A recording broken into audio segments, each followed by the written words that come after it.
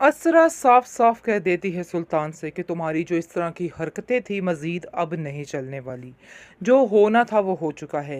इसलिए बेहतर यही है कि अब ये सारे ड्रामेबाज़ियाँ बंद कर दो, क्योंकि मैं समझ चुकी हूँ कि तुमने क्या कुछ किया है और मेरी और मशल की दोस्ती छुड़वाने के लिए किस हद तक गिर सकते हो। आगे से वो उसको कहता है कि तुम्हारा दिमाग ख़राब हो चुका है, क्योंकि तुम अपना सारा किया हुआ गुनाह मेरे ऊपर दे रही हो कि मैंने ये सब कुछ किया है। लेकिन हकीकत में ऐसा कुछ भी नहीं, मैंने ऐसा कुछ भी नहीं किया, बल्कि गलती सिर्फ़ और सिर्फ़ तुम्हारी ही थी।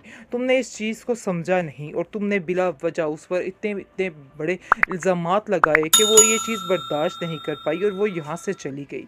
जिसको सुनकर वो कहती है कि नहीं, इन सब चीज़ों के पीछे तुम्हारा हाथ है, क्योंकि तुमने मुझे वही कुछ दिखाया जो तुम दिखाना चाहते थे। मैंने तो सिर्फ़ इतना कसूर किया है कि तुम्हारी बात को सच समझा, तुम्हारी बात को सच जाना है। इसके अलावा मेरा कोई भी कसूर नहीं था।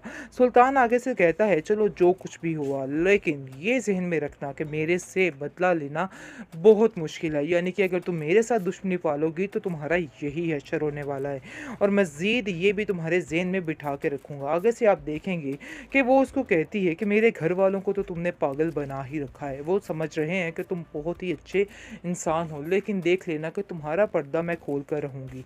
ऐसे सबूत तुम्हारे खिलाफ लाऊंगी कि सब हैरान हो जाएंगे। जो कुछ तुमने किया है ये बिल्कुल भी अच्छा नहीं किया। किसी बेकसूर पर इस तरह से इल्ज़ामात लगाकर उसका ये हाल करना बिल्कुल भी मुझे पसंद नहीं है। अभी तो वो फरीज़े की कहानी नहीं जानती कि उसके साथ इसने क्या क्या किया है। जब उसको इस बात का इल्म हो जाएगा तो वो काफ़ी परेशान हो जाएगी। पहले तो उसको यकीन ही नहीं आएगा कि इस हद तक ख़तरनाक हो सकता है सुल्तान, क्योंकि ये ऐसा इंसान है जिसके साथ एक पल भी नहीं गुजारा जा सकता। इतना ख़तरनाक, इतना घटिया इंसान बहुत ही डेंजरस है। फिर जाकर वो फ़ैसला करने पर तैयार हो जाएगी कि अब उसको इधर नहीं रहना, बल्कि यहाँ से कि चले मेरी जाना ही बीवी बेहतर। कम अकल है और इसने अपनी कम अकली में ये सारी बातें की हैं। परेशान मत होना इसको लेकर, क्योंकि ये लड़की है ही इसी तरह की, आपको बिल्कुल भी परेशान होने की ज़रूरत नहीं है। मैं इसको अच्छे तरीके से हैंडल कर लूँगा, आप बिल्कुल फ़िक्र मत करें, बल्कि हमें माफ़ कर दें। जिस पर आप देखेंगे उसका शौहर कहता है कि माफ़ी-तलाफ़ी वाली बातें सारी ख़त्म हो चुकी हैं। हम आपसे कोई माफ़ी नहीं चाहते और ना ही आप लोगों से कोई तल्लुक वास्ता रखना चाहते हैं। बहुत ज़्यादा सुल्तान अंदर ही अंदर खुश है, क्योंकि सुल्तान ने बड़ी ही चालाकियाँ की हैं, बड़ी ही बेईमानियाँ की हैं इस बेचारी इसरा के साथ, और इसरा बेवकूफ़ लड़की को अभी तक समझ नहीं आ रही कि आखिर असल मसला कहाँ पे बना और क्यों बना और कैसे बना। वो अभी भी समझ रही है कि सुल्तान बिल्कुल ठीक है, लेकिन जब ये पर्दा फाश होगा तो असरा को चाहिए कि 4, 5, 6 चपेड़े इसके मुँह के ऊपर लगाए, क्योंकि ये इंसान जो है बहुत ही शातिर इंसान है। इसने उस बंदे को इससे दूर कर दिया जो इससे मोहब्बत करता था, क्योंकि कहीं न कहीं ये इंसान भी जानता था कि मशल अपनी दोस्त पर जान निछावर करती है, उससे बेहद प्यार करती है। लेकिन इस चीज़ का बदला लेने के लिए उसने ये सारी हरकतें की, ये सारी गेम रचाई। इसलिए वो बेचारी एंड पर थक हार कर मशल अपने घर से, यानी कि घर छोड़ने पर मजबूर होगी, और दोनों मियाँ बीवी फैसला कर लेते हैं कि हम ये घर छोड़कर चले जाएँगे। तलत बेगम बहुत हैरान है कि आखिर क्या हुआ? तुम्हें क्यों एकदम से क्या हो गया आप दोनों में ऐसे कि वो घर छोड़ने पर मजबूर होगी? आगे से आप देखेंगे कि वो कहती है कि मुझे बस इसी चीज़ की सज़ा मिल रही है। जो कुछ मैंने किया है बस उसी चीज़ की सज़ा है। मुझे ऐसा नहीं करना चाहिए था। यानी कि इस असरा पे यकीन करके मैंने बहुत बड़ी गलती कर दी है। मुझे बहुत अफ़सोस है कि इस जैसी लड़की से मैंने दोस्ती की है। मुझे बहुत ज़्यादा अफ़सोस रहेगा कि मैंने इस पर यकीन किया। आगे से तलत कहती है कि ज़रूर आप लोगों को कोई गलतफ़हमी हुई है। आप लोग दोनों यानी कि बैठ के अपनी गलतफ़हमी को दूर कर सकते हैं। लेकिन असल जड़ सुल्तान ही था जिसने ये सब कुछ किया है। बेहतरीन ड्रामा सीरियल शिद्दत में आप देखे हैं जी क्या हो रहा है। आखिर ये क्या चक्कर बन गया, कैसे इन्होंने मशाल जैसी इतनी अच्छी लड़की को किस तरह से जलील करने का प्लान कर लिया है। यानी कि ये सब कुछ दिखाने की कोशिश की जा रही है कि आखिर मशाल भी ठीक लड़की नहीं है, लेकिन ऐसा बिल्कुल भी नहीं है। वो सिर्फ़ और सिर्फ असरा की खातिर ये सारी बातों को कंट्रोल कर रही है, क्योंकि उसे हर बार गुस्सा आया है जब जब सुल्तान ने असरा को जलील किया है और सबके सामने उससे बदतमीज़ी करने की कोशिश की है, और उसने इस बात का खरा जवाब दिया है।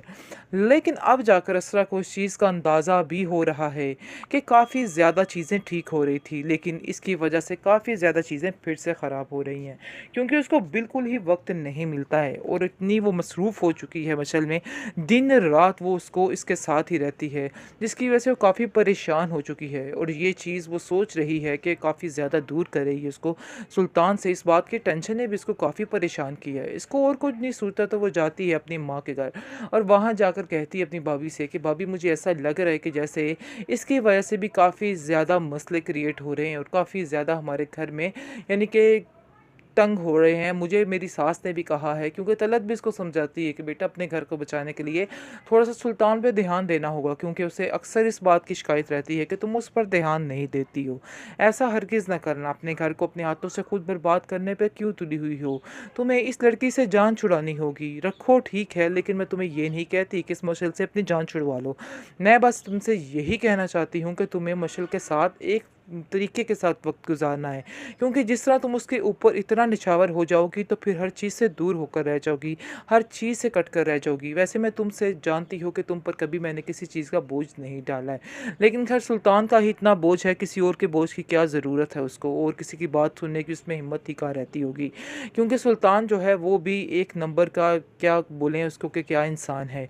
क्योंकि आप देखेंगे कि किस तरह से वो जानबूझकर मशल के नज़दीक जाने की कोशिश कर रहा है। ये चीज़ असरा को बिल्कुल नाकाबिले बर्दाश्त हो रही है, लेकिन अक्लमंदी वो इस तरह से करे कि वो उससे कता ताल्लुक़ कर दे। कता ताल्लुक़ ना करे, आहिस्ता-आहिस्ता लिमिट में रह के उससे थोड़ी बातचीत कम कर दे, क्योंकि इसके आने-जाने की वजह से, इसको ज़्यादा इंटरफेयर करने की वजह से भी ये सब कुछ हो रहा है। क्योंकि मशल को इस बात की समझ नहीं आ रही है कि उसके घर का क्या माहौल है, क्या होता जा रहा है उसके साथ। लेकिन असरा को इस तरह की बेवकूफ़ी नहीं करनी चाहिए थी कि हर वक़्त उसके पीछे ही मंडलाते नहीं रहना चाहिए था। दरअसल असरा को बहुत ज़्यादा सादी तबीयत वाली लड़की दिखाया गया है कि उस बेचारी को किसी बात का कोई पता नहीं चलता है, किसी बात से कोई फ़र्क नहीं पड़ता है। बहुत ही अच्छी संजीदा सी लड़की दिखाई गई है और बताया गया है कि इसलिए इतनी साफ़ नीयत वाली लड़की को बिल्कुल भी टेंशन नहीं होती और इस लड़की के ऊपर ही मुसीबतें आती हैं। कुछ हुआ इस तरह से ही है, क्योंकि इसरा और सुल्तान की जोड़ी बिल्कुल भी ठीक नहीं है। सुल्तान जो है जानबूझकर ये सब कुछ कर रहा है। असल में वो जब का उसने ये बातें सुनी हैं, मशल और इसके दरमियान जो गुफ्तगू हो रही थी, इस बात को उसने दिल पर ले लिया है और दिल पर लेने की वजह से ये सब कुछ कर रहा है और चाहता है कि बस अब ये काम जो है वो ख़त्म हो जाए, क्योंकि वो इस चीज़ से बेहद परेशान हो चुका है और सोच रहा है कि बस अब इस लड़की को भी इसकी ज़िंदगी से निकालना होगा। साफ साफ तो वो कहने से रहा, लेकिन इसलिए इसके यानी कि इस तरह की चीज़ों के लिए इस तरह के हथकंडे जो है वो अपना रहा है। खैर आप देखेंगे किस तरह कहती है कि अगर आपको मसला है मशल से तो मैं उसको छोड़ देती हूँ, उससे बिल्कुल बातचीत नहीं करूँगी। लेकिन वो कहता है कि मैंने तुम्हें कब कहा, बल्कि मैं तो तुम्हें ये कहना चाहता था कि उसके साथ बातचीत ज़्यादा बढ़ाओ, क्योंकि अगर तुम मुझसे ऐसी हो जाओगी फिर हो सकता है तुम्हारे अंदर भी कोई खूबी, कोई तब्दीली आ जाए। लेकिन मुझे नहीं लगता कि तुम्हारे अंदर कोई भी खूबी, कोई तब्दीली आ सकती है। तुम जैसी हो वैसी ही रहने वाली हो। असरा इन सब चीज़ों को सुनकर और ज़्यादा बेचैन और ज़्यादा परेशान होने लग जाती है कि आखिर मैं जो मर्ज़ी कर लूँ, इधर कोई किसी की यानी कि कोई नेकी नहीं है मेरी, मुझे ऐसे ही ज़लील किया जा रहा है।